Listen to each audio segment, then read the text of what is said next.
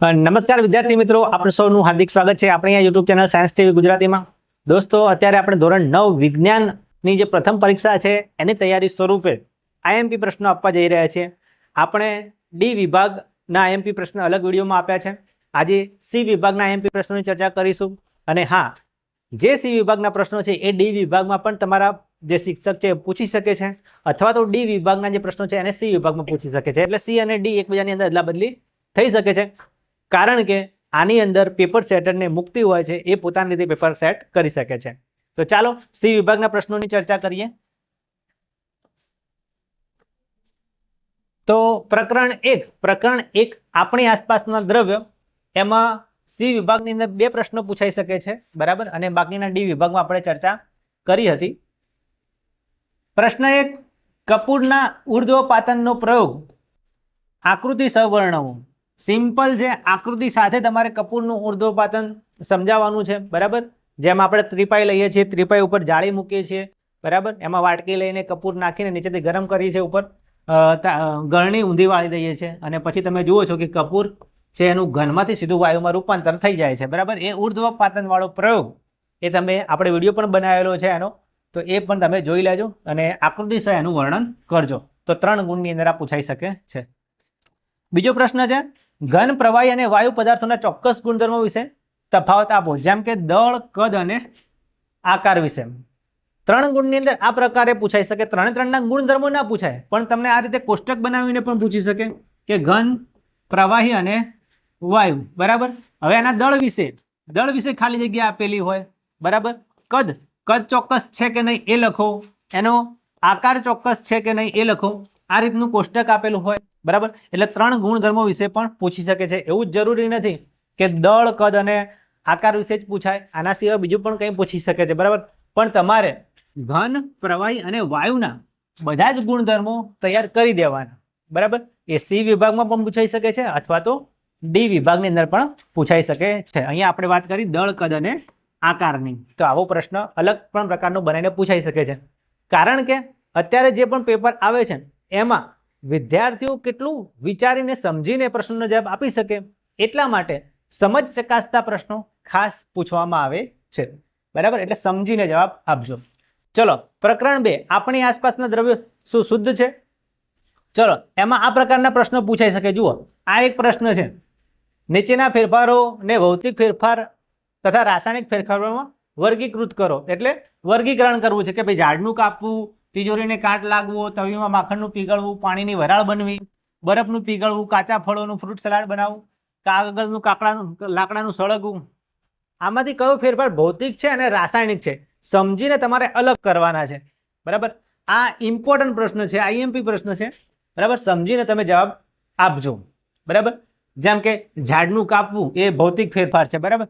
તિજોરીને કાટ લાગવું એ રાસાયણિક ફેરફાર છે, બરાબર। એ રીતે બાકીના તમે જોઈ લેજો। ચલો, પ્રશ્ન 2, તફાવત આપો સમાંગ મિશ્રણ અને વિસમાંગ મિશ્રણ। આ પણ આઈએમપી પ્રશ્ન છે, બરાબર। એટલે તમે સમાંગ મિશ્રણ અને વિસમાંગ મિશ્રણ આ પ્રકરણમાંથી તૈયાર કરી દેજો, બરાબર। 3 ગુણમાં પૂછાય તો 3 મુદ્દા સમાંગના, 3 મુદ્દા વિસમાંગના લખવા પડશે। જો ડી વિભાગમાં પૂછાઈ જાય તો તમારે 4 મુદ્દા લખવા પડે। એની અંદર એની વ્યાખ્યા, એ કેવી રીતે કામ કરે છે, એમાં કણો તરે છે કે ડૂબે છે, એના 1-1, 2-2 ઉદાહરણ પણ લખી દેવાના, તો તમારે 3 કે 4 ગુણ પૂરા મળે।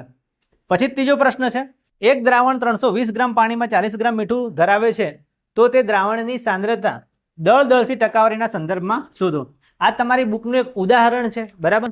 આ રીતનો દાખલો પણ પૂછાઈ શકે છે, એમાં તમારી બુકના આપેલા જે ઉદાહરણ છે એ તૈયાર કરી દેવાના, અને પાછળ સ્વાધ્યાયના પણ દાખલા આપ્યા હશે એ પણ તૈયાર કરી દેવાના। ચલો, પછી એના કરતા એક ઇમ્પોર્ટન્ટ પ્રશ્ન છે, કલીલ એટલે શું? કલીલ દ્રાવણના ગુણધર્મો જણાવો। આ મોસ્ટ ઇમ્પોર્ટન્ટ પ્રશ્ન છે। કલીલ એટલે શું અને એના ગુણધર્મો ખાસ તૈયાર કરી દેવાના તમારે, બરાબર। ઇમ્પોર્ટન્ટ પ્રશ્ન છે, સી વિભાગની અંદર પૂછાઈ શકે છે, લખવાનો। ચલો, હવે જોઈએ પ્રકરણ 2ના બાકીના પ્રશ્નો। તો પ્રશ્ન 5 છે, તફાવત આપો મિશ્રણ અને સંયોજન। તો મિશ્રણ અને સંયોજનનો પણ તફાવત પૂછાઈ શકે છે। પ્રશ્ન 6, દૂધના દ્રાવણ પર પ્રકાશ આપાત કરતા તે પ્રકાશિત થાય છે, આ ઘટનાનું નામ જણાવો। મીઠાના દ્રાવણમાં આવું પરિણામ કેમ મળતું નથી એ જણાવો। અને આવી અસર જોવા મળે એવા બીજા બે દ્રાવણોના નામ આપો. એટલે આ પ્રશ્ન પણ પૂછાઈ શકે છે. બરાબર. આની અંદર જવાબ આવે ટિન્ડલ અસર. બરાબર. તમે ટિન્ડલ અસરનો બરાબર અભ્યાસ કર્યો હોય તો આનો તમે જવાબ આપી શકો છો કે આ ઘટનાનું નામ ટિન્ડલ અસર છે. બરાબર. એના અંદર પ્રકાશનું પ્રકીર્ણન થાય છે અને મીઠાની અંદર આવું કેમ જોવા નહીં મળે? કારણ કે મીઠાના જે કણો હોય છે એ સૂક્ષ્મ હોય છે, પાણીમાં ઓગળી ગયેલા હોય છે. બરાબર. ટિન્ડલ અસર ખાસ કરીને કલિલ દ્રાવણમાં જોવા મળે છે. બરાબર. અને આવી અસર જોવા મળતી હોય એ બીજા બે દ્રાવણોના નામ આપો તો તમે બીજા બે દ્રાવણના નામ લખી શકો છો. આ પ્રકારનો સમજ ચકાસતો પ્રશ્ન પણ પૂછાઈ શકે છે.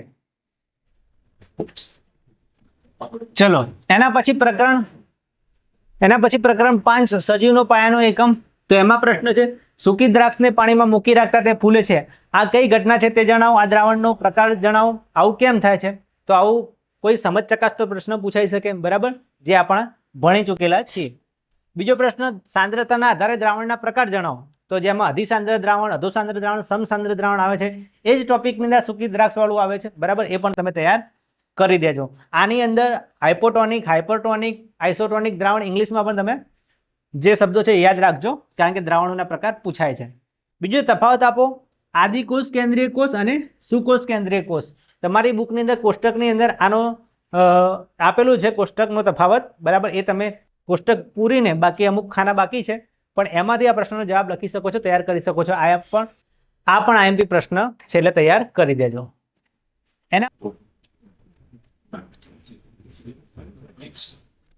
એના પછી છે પ્રકરણ 7 ગતિ. તો ગતિની અંદર આલેખ તમને આપેલો હશે અને આલેખ તમારી બુકની અંદર આપેલા છે. એ પ્રકારના આલેખ હશે, એ તમારે આલેખ જોવાના હશે.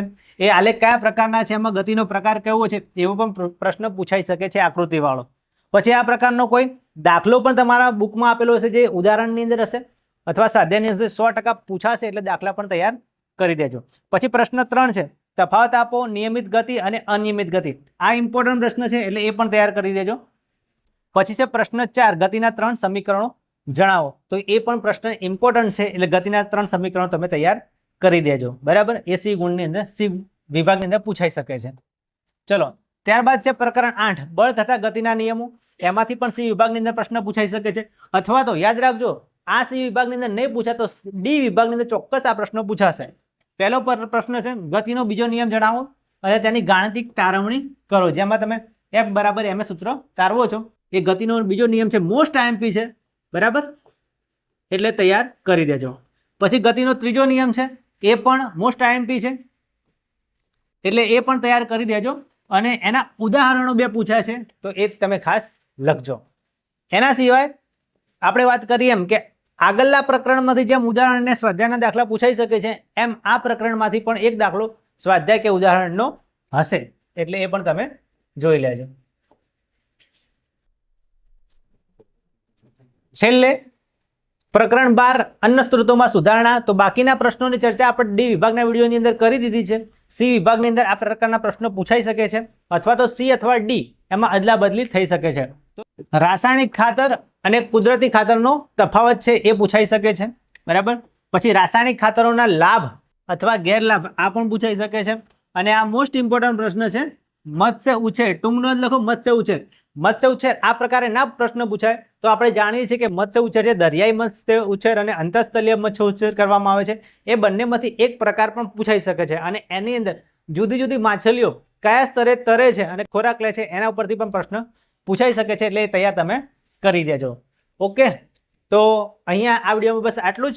તો આ વિડીયો તમને કેવો લાગે ચોક્કસથી જણાવજો. આ વિડીયો જો તમને ગમે તો લાઈક કરો, શેર કરો, કોમેન્ટ કરો અને જો તમે અમારી ચેનલ પર નવા હો તો સબસ્ક્રાઇબ કરીને બેલ આઇકનનું બટન દબાવી દો જેથી અમારા જે લેટેસ્ટ વિડીયો બને એની અપડેટ તમને મળી રહે. હવે મળીશું ડી વિભાગના પ્રશ્નો સાથે. ત્યાં સુધી આવજો.